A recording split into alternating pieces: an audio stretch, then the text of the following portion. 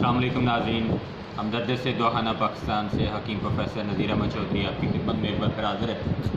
नाज़रीन, हर रोज़ की तरह आज भी इंशाअल्लाह आपको कुछ मुफीद मालूमात जो है वो दी जाएंगी। आपको ऐसी मालूमात दी जाएंगी जो कि आपको अब तक कहीं से भी नहीं मिली होगी।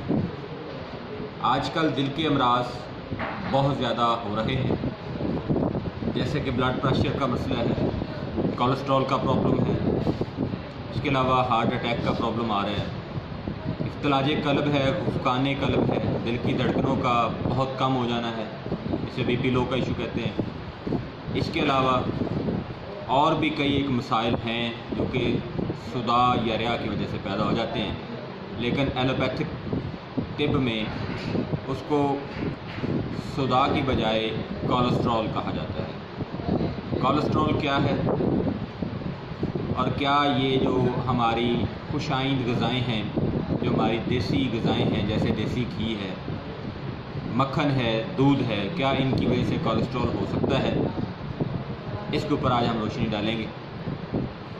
नाज़रीन, कोलेस्ट्रॉल एक मादा है जो कि शरीयानों के अंदर जम जाता है और बाज़ दफ़ा उन शरीयानों में सुद्दे पैदा कर देता है जिनमें खून का बहाव दुरुस्त तरीके से नहीं होता और कई शरीयानें ब्लॉक भी हो जाती हैं।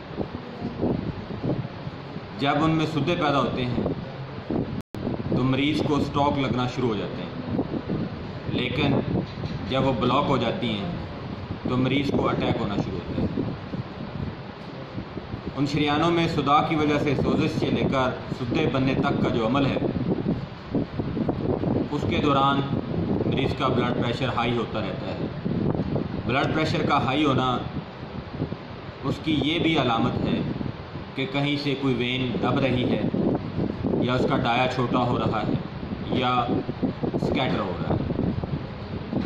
तो नाज़रीन, एलोपैथिक के अंदर तो इसको कोलेस्ट्रॉल कहा जाता है, लेकिन जिस चीज़ से ये कोलेस्ट्रॉल पैदा होता है उसमें ये जो हमारे रोगनियात हैं, हमारे जो सीड्स हैं, बीज जिनको कहा जाता है, जैसे सनफ्लावर है, इस तरह से सरसों के बीज हैं और भी बहुत से सीड्स हैं जिनसे हम आयल निकाल सकते हैं, जो कि कोलेस्ट्रॉल बनाने का सबब या बायस नहीं बनता और उनकी डाइजेशन जो है वो भी अच्छे तरीके से हो जाती है। इस तरह से देसी घी जो है उसकी डाइजेशन भी बहुत अच्छे तरीके से हो जाती है।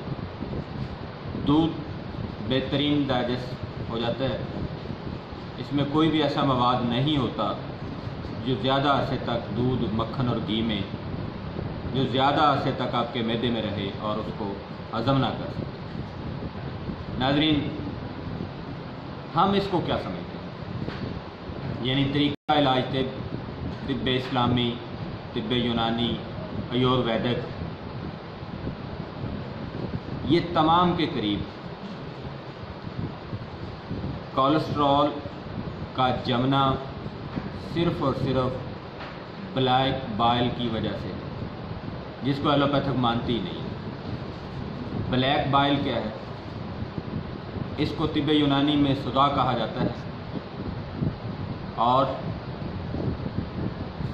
तरीक़े तजदीद तिब्ब के अंदर इसको उज़लाती असाबी मिजाज कहा जाता है। ये तमाम तर चीज़ें जो हैं ये बायस बनती हैं आपकी जो ब्लड की शरीयानें या वेनें हैं उनमें स्कैटर पैदा करने का, उनके अंदर सुदे पैदा करने का, उनको ब्लॉक करने का और आपको अमराज़ दिल का लाहिक करने का।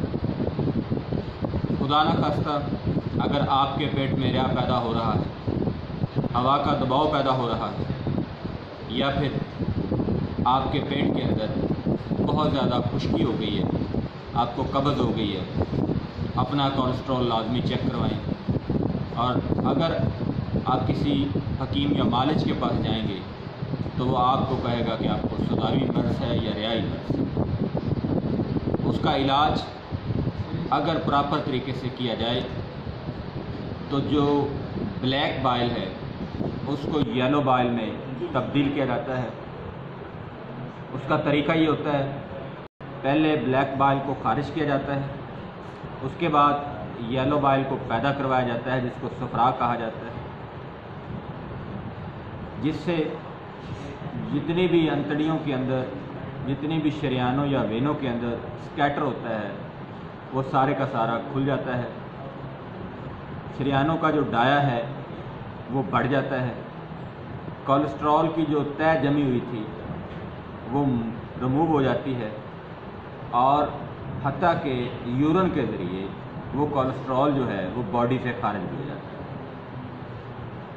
यूरिन के ज़रिए इस तरह से खारिज होता है कि जब हमारा ब्लड वाश होने के लिए किडनीज़ के पास पहुंचता है तो किडनीज़ उसका इखराज करवा देते हैं। नाज़रीन, ये मफीद मालूमात आप इसलिए दी जा रही है ताकि आप अपने इमराज़ दिल से बच सकें, अपने आप को, अपने अजीज़ो अकारब को और तमाम अपने चाहने वालों को आप इन मूज़ी अमराज से बचा सकें जिनकी तकलीफ़ भी बहुत है और जिन पे लाखों रुपए खर्च भी आता है। याद रखें, हम आपको चंद ऐसी चीज़ें बताएंगे जो आप रोज़मर्रा ज़िंदगी में इस्तेमाल करते हैं, उनको मसलसल इस्तेमाल करने से अगर खुदा न खास्ता आपका कोलेस्ट्रॉल लेवल जो है वो अप हो गया है वो नॉर्मल हो जाएगा, और अगर वो नॉर्मल है तो इन चीज़ों का कभी कभार इस्तेमाल करने से आपको कोलेस्ट्रॉल का मसला नहीं होगा।